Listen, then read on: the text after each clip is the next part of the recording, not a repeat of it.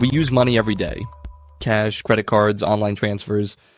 But we rarely stop to think about what money actually is, or where its value comes from.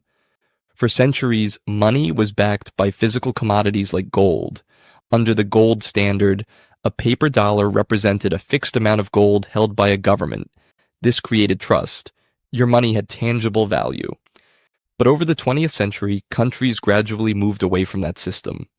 In 1971, the US officially abandoned the gold standard, and most of the world followed. Today, nearly all currencies are fiat. They're backed by nothing but trust in the government that issues them. That trust gives governments and central banks enormous control. They print money, raise or lower interest rates, and steer the economy.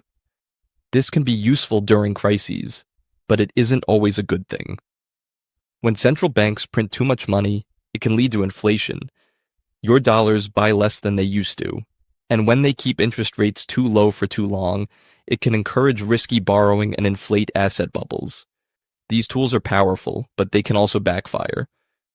And that's where cryptocurrency comes in. In 2009, Bitcoin emerged as an entirely new kind of money, digital, decentralized, and independent of governments or banks. Created by someone or some group using the pseudonym Satoshi Nakamoto, Bitcoin promised financial freedom, a fixed supply, and transparent rules enforced by code instead of people. At its core, cryptocurrency is digital money powered by a technology called blockchain. Here's how it works. Imagine a giant spreadsheet, one that records every transaction ever made. But instead of sitting on one computer, that spreadsheet is copied across thousands of computers around the world. When someone sends or receives crypto, the transaction is broadcast to the network, verified by independent participants, and permanently recorded. No central authority, no editing past records. Everyone sees the same version of the spreadsheet. That's what makes blockchain so powerful. It creates trust without needing a middleman. Bitcoin was just the beginning.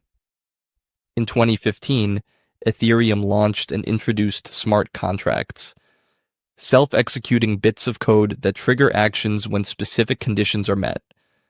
That allowed for decentralized finance or DeFi, lending, borrowing, and trading without any banks or brokers. But for every serious innovation, crypto has seen its fair share of speculation, like meme coins. These are tokens like Dogecoin or Shiba Inu. Many started as jokes, but some reached multi-billion-dollar market caps. While some investors struck gold, many others lost big when the hype collapsed. Meme coins tend to be volatile, lack clear use cases, and are often easy targets for manipulation. Still, crypto's real-world uses are growing, especially in three major areas. First, cross-border payments. Traditional international money transfers can be slow, expensive, and inefficient. If you're sending money from the US to family in another country, you might pay 5 to 10% in fees and wait several days for the funds to arrive. Crypto, especially stablecoins, can do the same thing in minutes at a fraction of the cost. That's a game changer for migrant workers, freelancers, and small businesses operating across borders. In some cases, it's the difference between getting paid today or next week and keeping 99 cents on the dollar instead of 90. Second, financial access. Over 1 billion people around the world don't have access to a bank account. In many regions, local banks are unreliable, fees are high, or identity requirements exclude large segments of the population. But most people now have a smartphone. With crypto, they can store savings securely, make payments, and access financial tools without ever stepping into a bank. In places with high inflation or corrupt banking systems, crypto can offer a level of stability and control people otherwise wouldn't have. Third, transparency. Blockchain isn't just about money, it's about verification.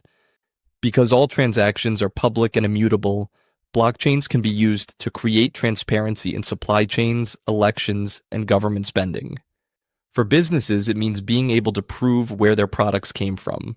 For consumers, it means knowing whether your coffee really is fair trade or whether your medicine is legitimate. And for watchdogs, it's a tool for accountability in a world where records can't be quietly altered or deleted. But can crypto actually work like everyday money? In theory, yes. In practice, it depends on the type of crypto and the use case. Let's start with Bitcoin. It was designed to be secure and decentralized, not fast. The Bitcoin network can only handle around 7 transactions per second. Compare that to Visa, which can process over 20,000 transactions per second. Bitcoin also takes about 10 minutes to confirm a transaction, and during peak times it can take even longer. Ethereum is more flexible and faster, but it still experiences congestion and high fees, and both Bitcoin and Ethereum are highly volatile. Prices can swing wildly in a single day. That makes them difficult to use as day-to-day currencies. That's where stablecoins come in. Stablecoins are cryptocurrencies designed to maintain a stable value, usually pegged to something like the US dollar. For example, USDC and USDT are each meant to stay right around $1. That price stability makes them far more practical for everyday use, whether that's buying groceries, sending money abroad, or getting paid in crypto. So what's the difference? Bitcoin and Ethereum are decentralized assets. Bitcoin is often seen as digital gold, a long-term store of value.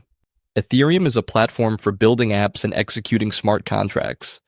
Stablecoins, on the other hand, are built for utility.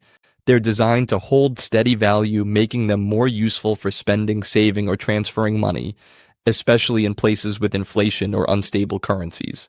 That said, many stablecoins are backed by reserves held in traditional banks. So while they're digital, they still rely on trust in the institutions that manage them.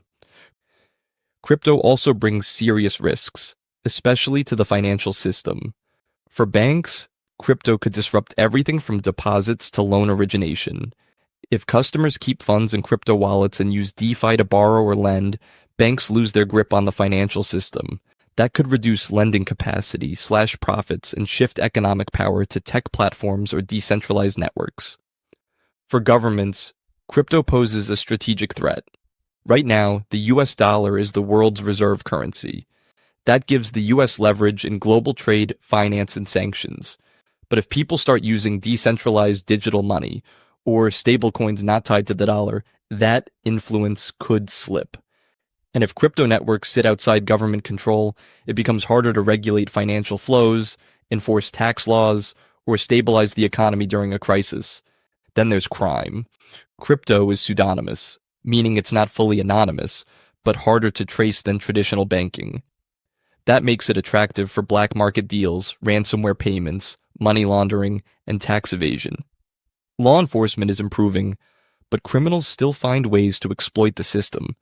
And finally, the environment.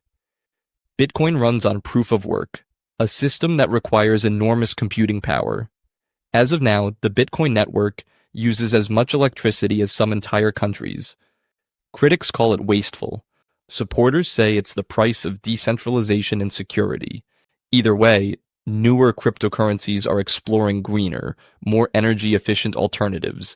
So where is this all going? Governments are racing to catch up. Some are embracing the tech. Others are banning it. Major financial institutions are cautiously stepping into crypto markets, and developers are building new platforms designed to be faster, cheaper, and more user-friendly.